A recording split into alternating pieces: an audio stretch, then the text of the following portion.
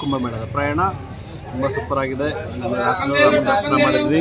ಇವತ್ತು ರಾಮನ ದರ್ಶನ ಮಾಡಕ್ಕೆ ಹೋಗ್ತಾ ಇದೀವಿ ಅಮ್ಮನ ಜೊತೆ.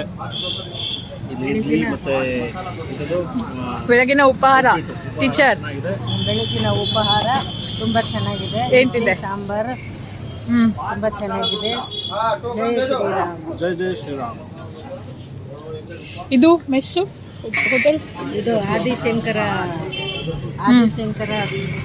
ಕ್ಯಾಂಟೀನ್. ಕ್ಯಾಂಟೀನ್ ತುಂಬ ಚೆನ್ನಾಗಿದೆ. ಇಲ್ಲೇ ಬಂತೀನಿ. ಸೌತ್ ಇಂಡಿಯನ್ಸ್ ಸ್ಪೆಷಲಿ ಇಲ್ಲೇ ಬನ್ನಿ.